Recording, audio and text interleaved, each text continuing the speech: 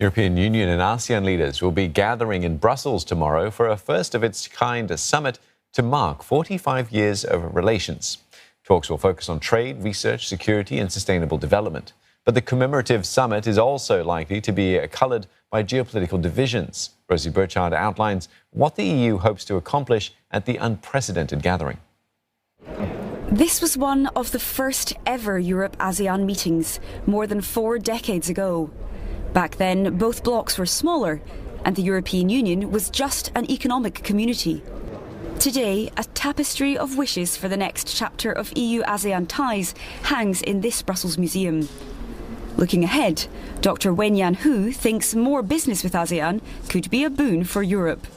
After the lessons learned from the COVID pandemic, from Russia's invasion in Ukraine, diversification, having resilient supply chains on top of EU's trade agenda. So ASEAN will play a very important role in that. The EU and ASEAN are each other's third largest trading partners after China and the US, recording more than $300 billion worth of trade in goods and services between them in 2021. The EU was the second largest provider of foreign direct investment in ASEAN in 2021, and ASEAN investment in Europe has been on the rise, growing to around $140 billion by 2019.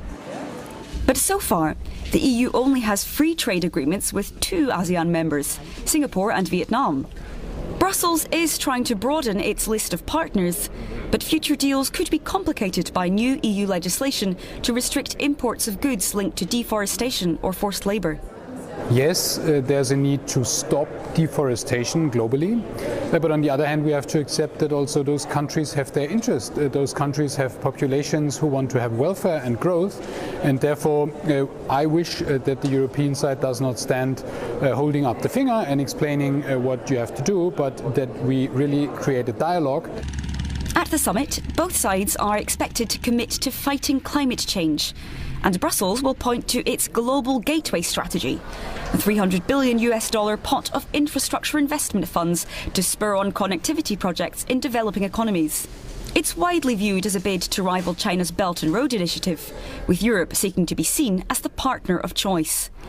That's just one sign of the geopolitics at play as EU and ASEAN leaders gather.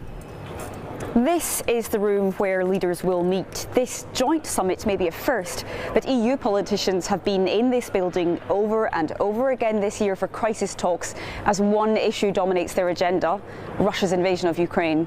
Busy day today. Brussels would like all ASEAN members to get on board with fierce condemnation of Moscow, but that could be a politically delicate task. The best way to approach differences on Russia is to talk and to deal in facts and international law.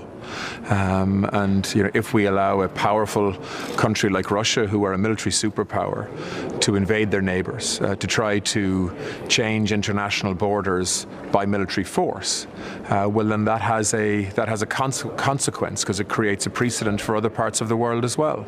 I think the EU will make a very strong case, and there are many countries across ASEAN that understand that only too well. Despite differences and divergences, this is a relationship that's endured. Now it's time for the 2 blocs to set the tone for the decades to come. Rosie Birchard, CNA, Brussels.